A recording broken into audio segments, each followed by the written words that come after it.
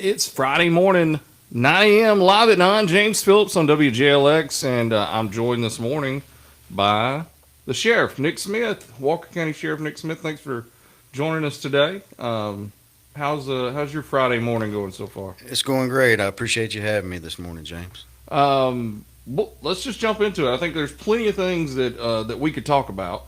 So, first thing I want to bring up, if I don't bring up the elephant in the room, it would be the situation that's been kind of going on for the last couple of years with the inmate death that happened with Tony Mitchell in the jail. I just wanted to get your thoughts. I'm not sure what you can say since it's an ongoing investigation, that kind of thing. But is there anything that you'd like to say that you haven't been able to say throughout this process? Obviously, this is a situation that happened 2.5 years ago. It's still ongoing, so it's not much that I can comment about the details of the situation. But we have made a lot of progress over the last 2.5 years of things that, I've been asking for since 2019. I was elected sheriff, and I've asked for them. And you can go back and check our record. I've asked for since the first day that I took office, 24/7 medical services, mental health services, a lot of different things, new policies and procedures for the jail. And obviously all those things cost money. And been asking for those things for, like I said, basically since I've been in office. And it shouldn't take bad things happening to get those things. But over the last 2.5 years, we have our medical service has gone from, since my time as sheriff, having 8 hours of medical coverage to 24/7 medical coverage in the jail. We also have mental health services in the jail now that the county never had before.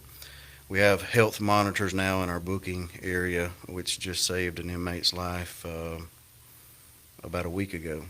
So those health monitors are in the booking area, and they monitor the heart rate and respiratory rate of the inmate. So if an inmate was to stop breathing, or if something was or stopped moving, it would set off an alarm. That way, letting the staff know that something may be wrong with that individual that's in that cell. And that's what happened a week ago. And the individual was actually had been booked in. He was overdosing. They thought that he might have had something on him when he came in. They couldn't find it. So they were already on kind of high alert with him, but when that monitor went off that his breathing had decreased, they were able to go check on him, Narcan him, and save his life. So a lot of things have happened that have been positive since that event.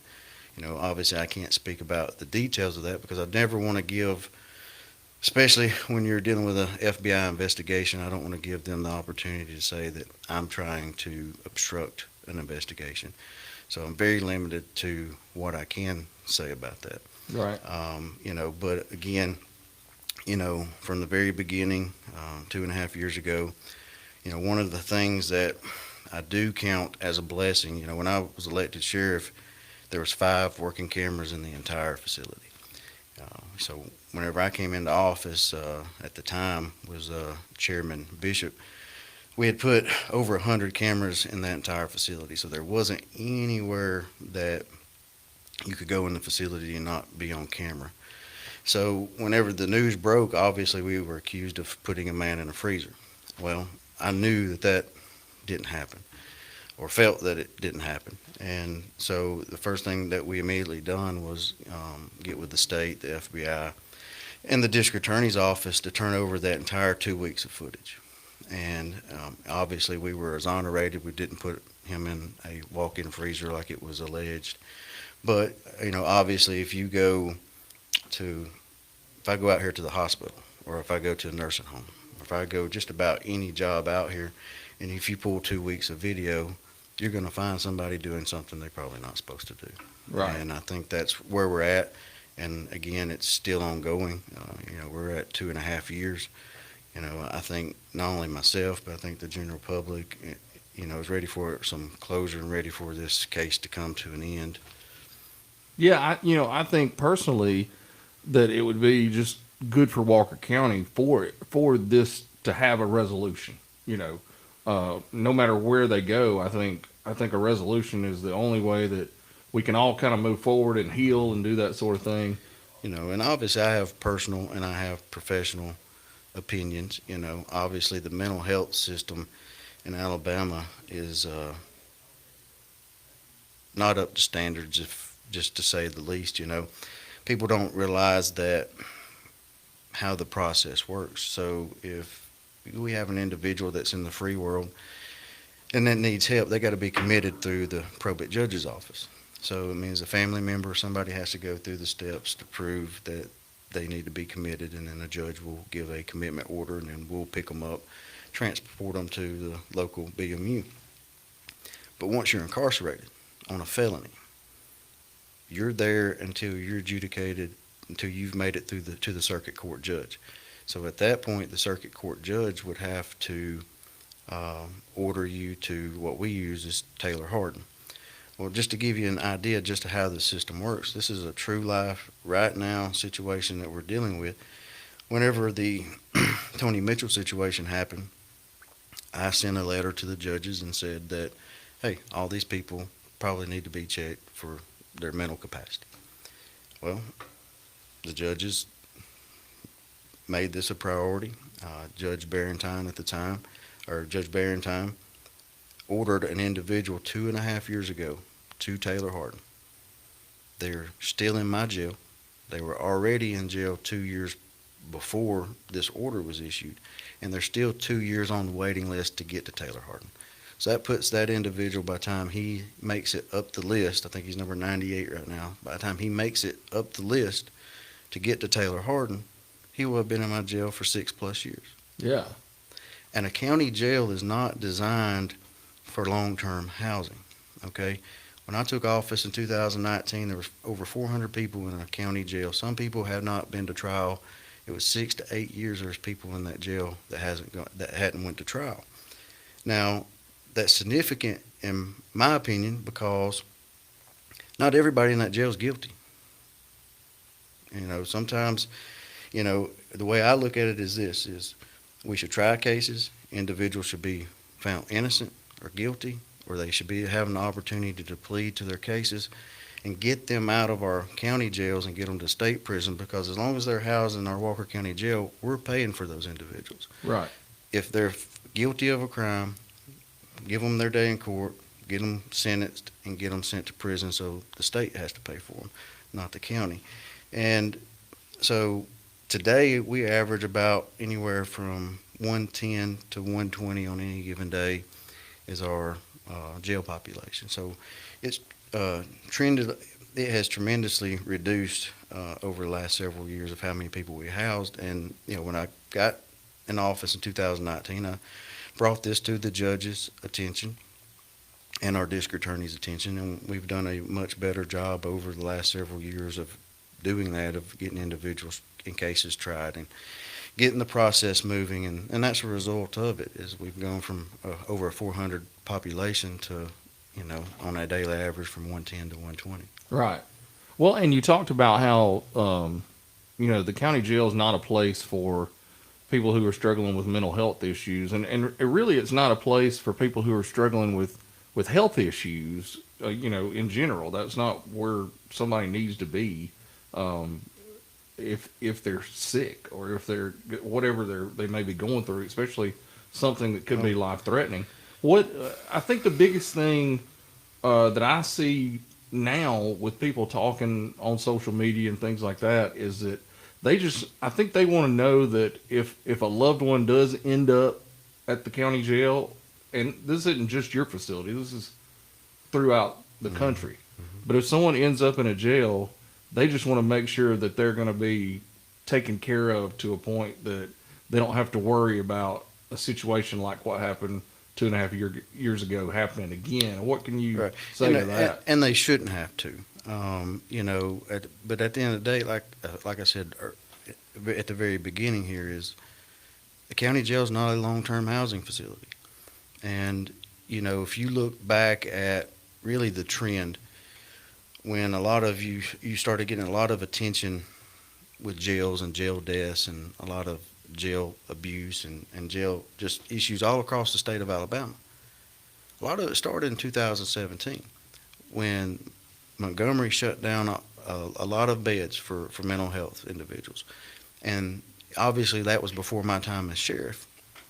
But even then, I've researched and read articles where the sheriffs during that time stood up and told the state, hey, you're making county jails the front line for mental health, and we're not prepared for it. And that's essentially, I think, why you are starting to see a lot of problems. Not only will you see the issue here at Walker County, but you see it all across the state, is because you're having to deal with something that a $12 to $15 an hour corrections guard is not ready to handle. Right. And like I said, and once you get them in jail, it's like this. We usually get calls about individuals multiple times a week. And these deputies know when they're dealing with individuals, and they try to give them a benefit of the doubt sometimes because they know they're probably suffering from some kind of mental ill. There's not much that we can do but tell the family the process to have that individual committed. And if they don't follow that process, it usually ends up leading to the individual in jail. Right. If they don't get medicated, if they don't get help, it ends up leading to that individual in jail. And then when they get in jail, if they committed a misdemeanor, we have some wiggle room to where we could help a little bit. But if it's a felony, which most of them end up being, if they can't make bond, they usually don't have a family member that will come make their bond because they're at their wits' ends of dealing with the individual. Yeah. They're in jail. The community's not fussing because the individual's not terrorizing the neighborhood anymore. And then they're stuck in my jail for 6 to 8 years waiting to get a bed somewhere. Yeah. And that's not right. Yeah. Now, before we move on from this topic, I do want to give you a chance for people who are concerned if a loved one ends up in the Walker County Jail. What can you say to make their feelings better that person's going to be safe, considering this type of thing? Obviously, there's no sheriff, whether I am successful in being reelected for a third term or there's a new sheriff. No sheriff can sit and say that nothing is ever going to happen in that jail because you're dealing with a lot of employees. You want those employees to do the things that they're trained in situations that they are. But my biggest challenge as sheriff is we're paying individuals $12 to $15 an hour over the last 7 years of me being sheriff. It's hard to get individuals that see this as a career because the pay is so low. And I tell every employee that we hire, if you're looking for a career, this is for you. You can progress and move up and things like that. But the pay, we're about $10, some areas $15 behind other counties and just pay in general. But I tell them, if you're looking for it as a career, this is a good opportunity, good starting point. But if it's a job, if you just see this as a job, you better go find somewhere else to work because you'll find yourself in trouble if you don't care enough to do it the right way. Right. And so there's no sheriff that can say, hey, there's nothing ever going to happen. But we have put in safeguards. And like I said in the very beginning of this, it shouldn't take bad things happening. And I always feel like, I guess the thing that aggravates me the most in my time as sheriff is the county seems to wait until bad things happen to spend a little money to prevent things from happening.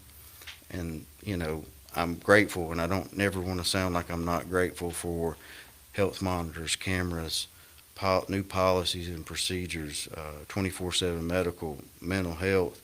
Those are all great, fantastic, but it's stuff that should have been done when I asked for it the first time back in 2019. Right. Yeah. And again, even with all those safety nets, no sheriff is going to be able to promise anybody that nothing, because if it's always a possibility that something's going to happen. Right. Right. Two more questions on this, and I'll move on. We got plenty to talk about. Talking with Sheriff Nick Smith here on Live at 9 with James Phillips on WJLX. Is there anything that that you would just say as far as, and you may not be able to speak to this because it's a part of the ongoing investigation, but is there anything that you could say to the things that people say and that have come out as far as it being a part of the culture of the Walker County Jail? You know, I can't really speak on, on that. I will tell you that, it's been a 2.5 year investigation. Obviously, the FBI doesn't consult with me, doesn't say, hey, this is what's going on. Because it's an ongoing investigation. So I don't know what they've uncovered. And I also have, like I said, I have personal and professional opinions.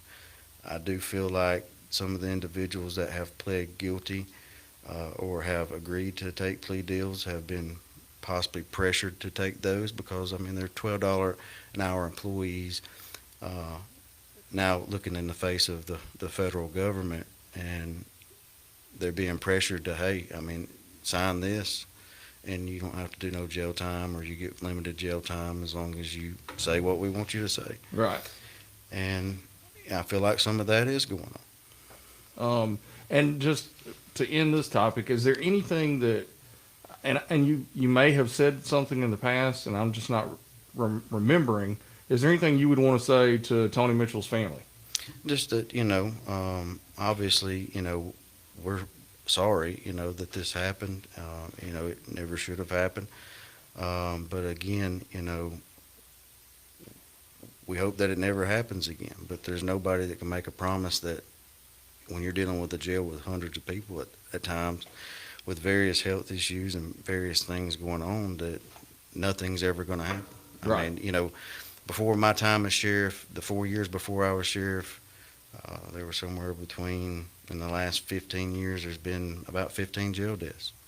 I mean, it's just been something that's gone on long before I was sheriff. I'm not saying that makes anything right, but overall, like I said, I haven't spoken to the Mitchell family since any of this has been going on, and obviously I can't because it's an ongoing investigation. I never want to feel like I'm trying to interfere with that, but again, I'm hopeful for the day when this ends, and then I can sit down, if they allow me to say Right. what I want to say. Right. All right, we're talking to Sheriff Nick Smith. We're going to take a quick break, and then we'll be right back here on Live at 9 on WJLX. And we're back. It's Live at 9 with James Phillips here on WJLX.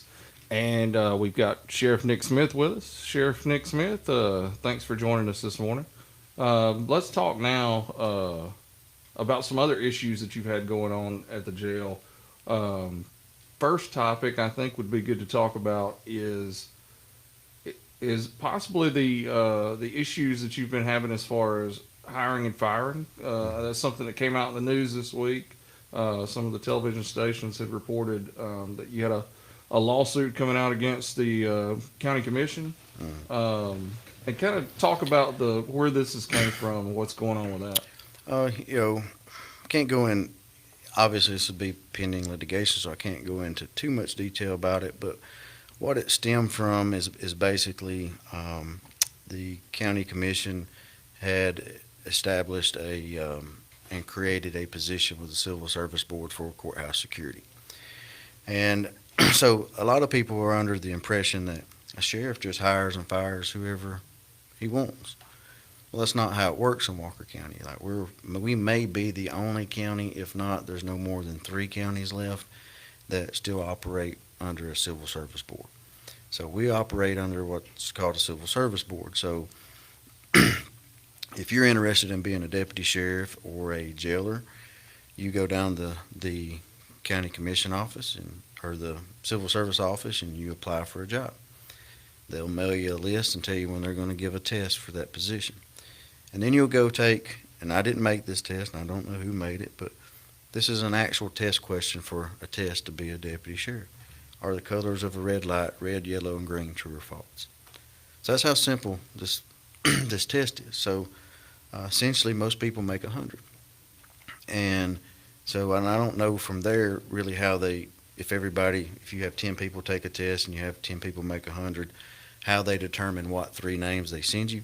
Right. But they send you 3 names at a time, okay? And when you get those names, you may have a extremely well qualified candidate somewhere in the 10, but the 3 that you got may range from maybe they're APO certified, maybe their experiences in the fast food industry, maybe their experiences in construction. Nothing wrong with those things. And this is just for To hire this any for- job, okay. All right. within the sheriff's So it office. could be a deputy. It could be Could be a courthouse clerk, security. could be a anything. clerk, anything. So let's say those 3 names that I go, I know this wouldn't be a good candidate, and these 2 wouldn't be a good candidate. But I'm forced to hire one of those 3, even if I'm not comfortable with neither of the 3. Yeah, I was going to say, can you just say I'm not hiring any of these 3? I've got to hire one of those to get the next name. Right.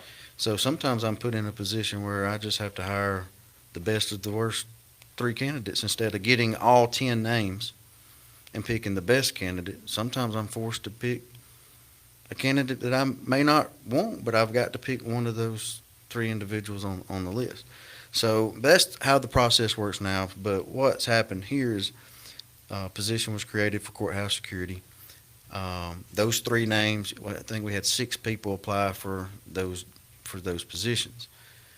The names should have came to me to pick one of the 3, or whoever the 3 names were. I should have been able to interview them, talk to them, and then make my recommendation. Well, those names weren't sent to me. They were sent from the civil service to the county commission. County commission decided and picked who they wanted out of those 6 individuals. And then whenever we tried to explain to them in the commission meeting that, hey, you can't do this, you're not the hiring authority, I haven't made a recommendation for any of these individuals, and if you'll give us an opportunity to explain later in the meeting, it will prevent litigation in the future. We wasn't given that opportunity. They proceeded and did it anyway. So what we've done is filed for an injunction and also a judgment from a judge to basically determine who is the actual hiring authority for the county. And the Civil Service Act says it's the elected official, not the county commission. Right. Right. And does that tie into the issues that were before the Civil Service Board a couple months ago, as far as like the investigator that was or deputy that was placed on leave or let go, and the guy that was hired that This particular wasn't APO certified or anything like that? those 2 individuals would have been hired just like the process that I just explained, right? Right. At some point, they were in the top 3, and they were hired off the list. Right. And like I just said, sometimes I'm forced to hire somebody I may not want to hire. Right. It's just the way the system is set up. Right. And then obviously, if somebody violates a policy, procedure, rule, or whatever, I just can't fire who I want to either, because you see that even a few months back, I fired an individual. You see the act of Congress that it goes through, and they've ordered him to be put back to work. But Right. there's a criminal investigation going on as well, so obviously he's suspended pending the outcome of the criminal investigation. Right. And I think what you're saying is, if the buck's going to stop with you, as far as if you hired somebody that's working as a since we're talking about courthouse security, if you hired somebody that's working as courthouse security and they do something crazy, it's automatically the finger's going to be pointed to why did you hire this guy? Well, let's So- just use, for example, I've got, if there's 3 people in sheriff's department uniform at the courthouse, someone slips in, does something crazy at the courthouse, and things don't go the way that they should have gone, they're not blaming the county commission. They're blaming me. Right. But yet the commission didn't give me an opportunity to say, this is who I want in that position. Right. Right. This is the best qualified out of the 6 names that we got. This is the best qualified person. Now, is there anything you can speak to as far as the person who was working that's not APO certified? Is he still working, or is he? No, he has resigned that position. Okay.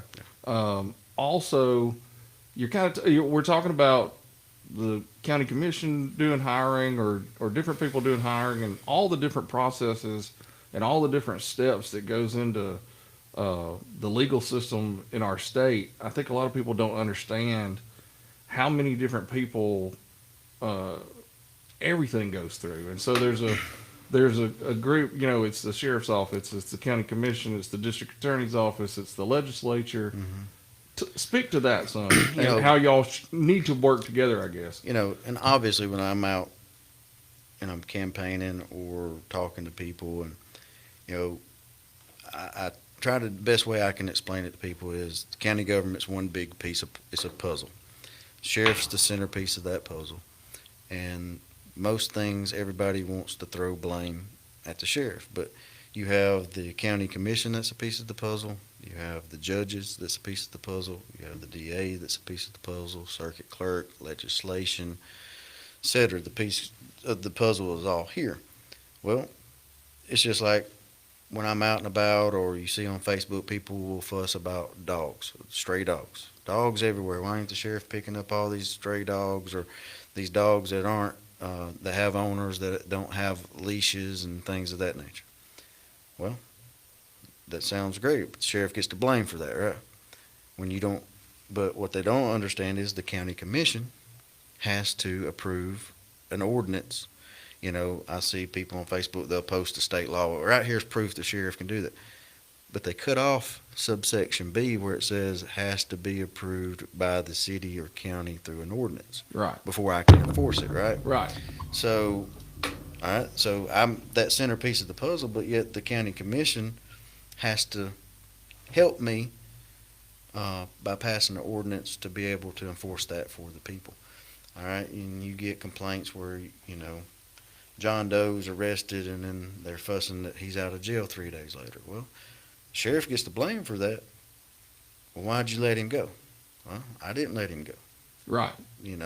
There's laws passed through legislation, and a judge determines what someone's bond is based off what the law says that was passed by legislation.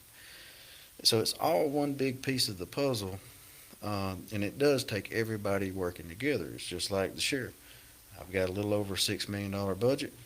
Well, that's approved by the county commission.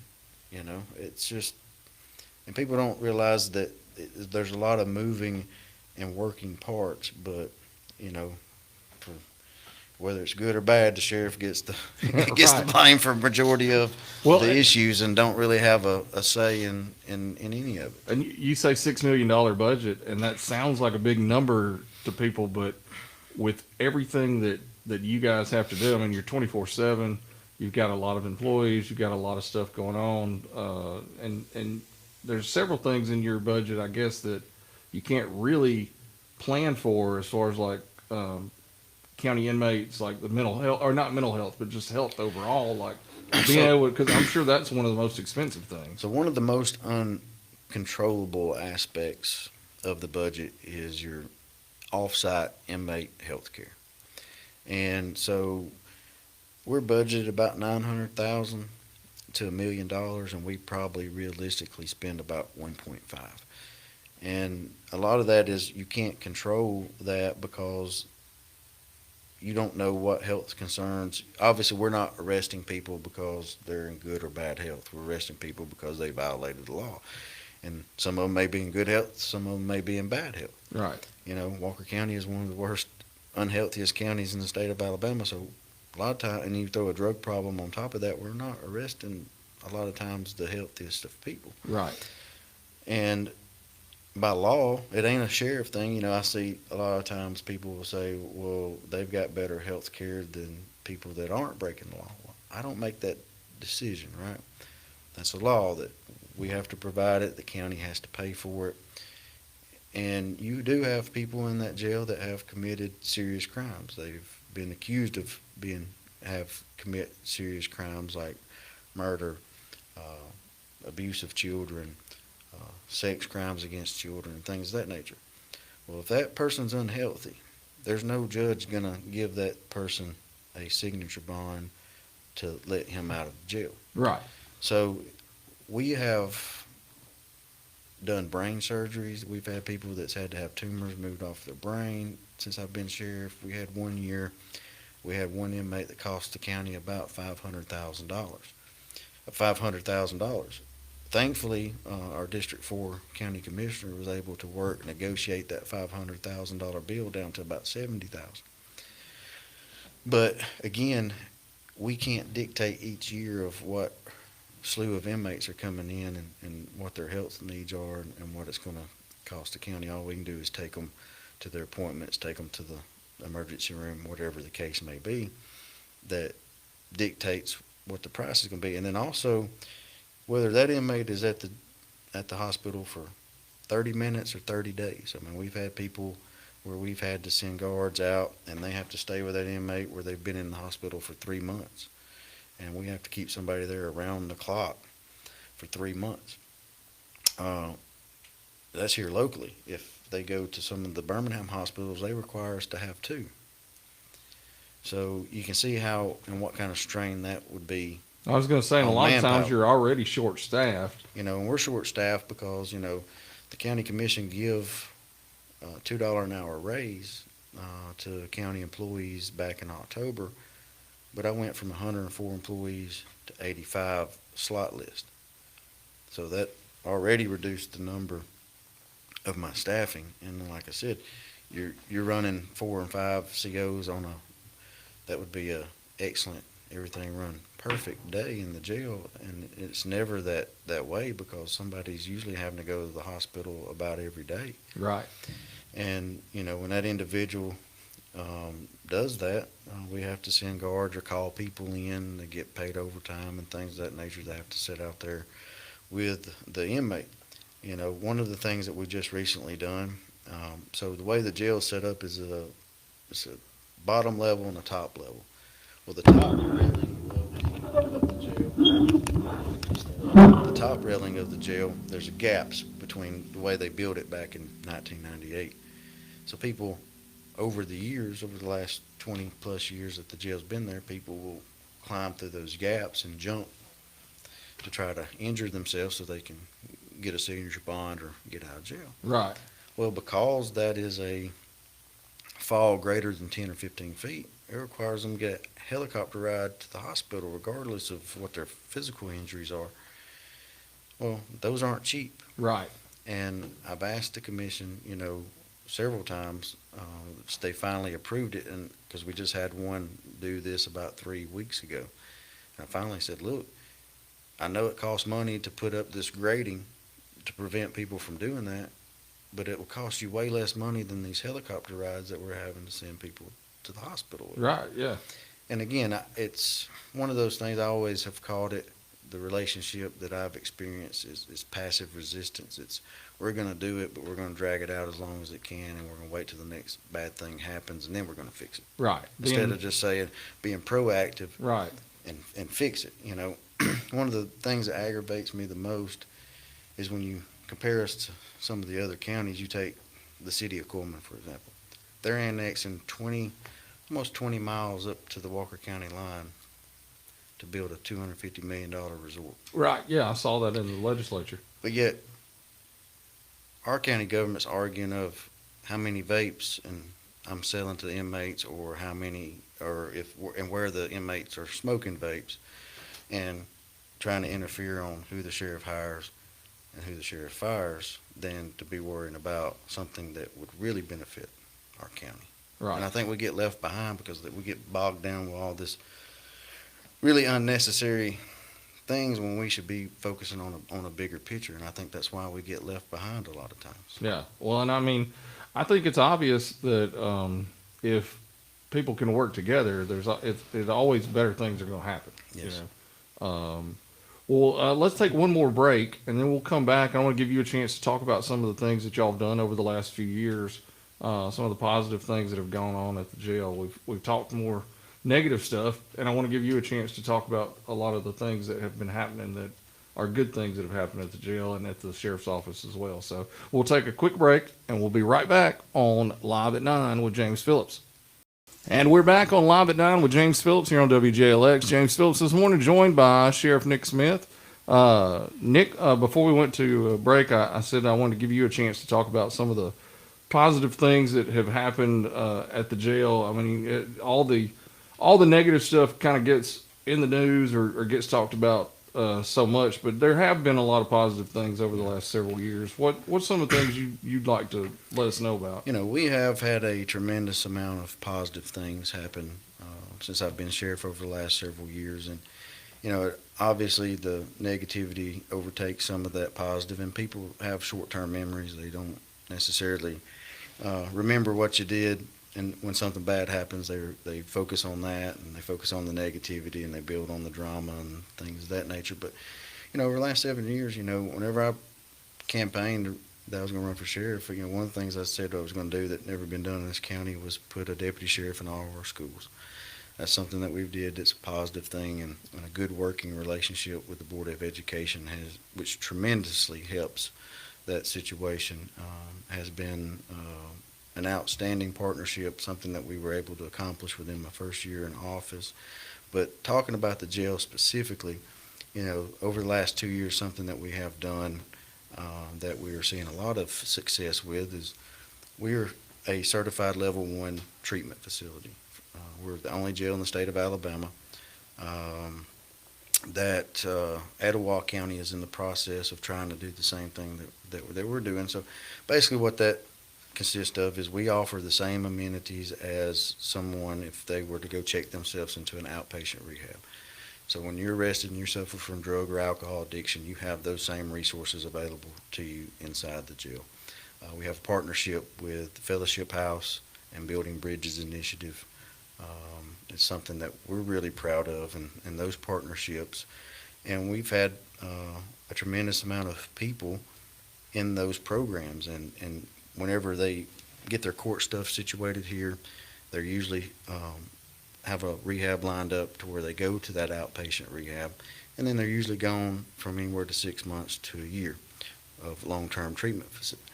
Now, I know that doesn't sound, you know, people are like, well, you know, how does that help Walker County? Well, our crime rate's down about 47% over the last several years, and I contribute that to this program. We have ministers who come in.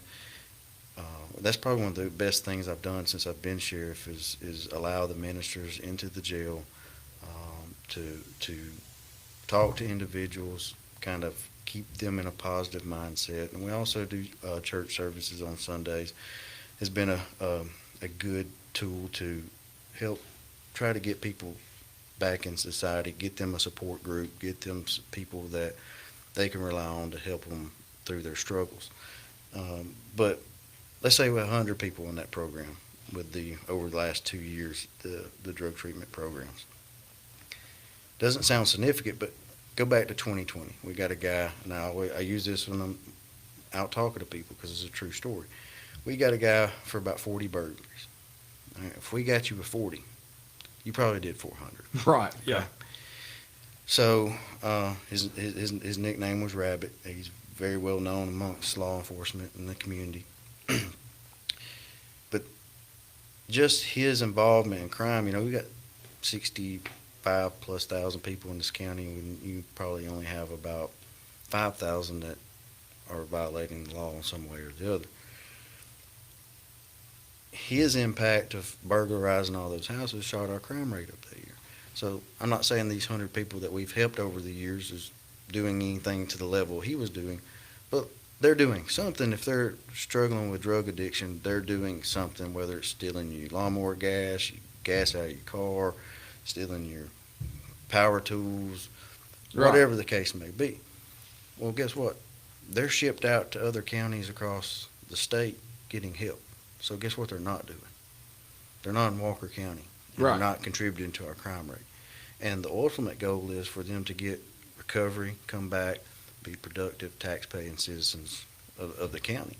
And we've seen that a lot. I've seen people that you look at them at their worst moments in life, and you're like, there's nothing I can do for them as sheriff unless God intervenes. God has got to intervene in this person's life because drugs have gone too far. Right. And we've seen that happen. And we've seen people that just sometimes, man, they just hit rock bottom and they just need somebody to kind of just show them a helping hand. And we have those situations. And it has tremendously, like I said, over the last 2.5 years, we talked about the Tony Mitchell situation at the very beginning. A lot of good things have happened since then that have contributed to a better Walker County. Right, right. One of the things that I've seen personally, I don't want to say that I've been in the jail, but I have been in the jail, just through my work. And I saw what the jail looked like before you took over compared to what it looks like now. And it's a much different just look. Now, I don't know about everything else that goes on inside it, but just walking inside it, when I went there originally, I was scared to death. I thought I was in an episode of Oz or something. And now, whenever, I came in the office, I think there might have been a working toilet in each dorm. And like I said, we had like 5 cameras. The best description I could have given of the jail when I walked in the first night was a third world country right. jail or prison. It's not that way anymore. The looks of the jail, the investment of the jail, and trying to keep everything up to standards is there. The challenging part is this, and it doesn't matter if I'm elected a third term or if someone else.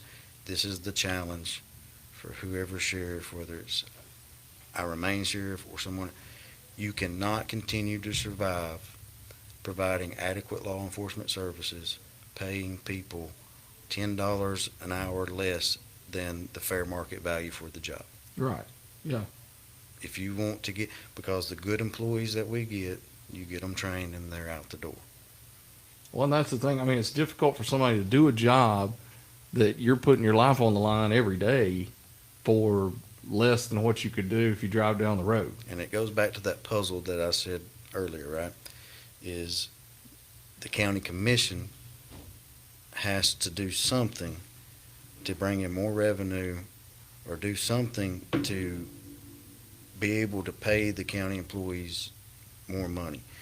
And again, I took about a significant cut to my budget to give that $2 an hour raise.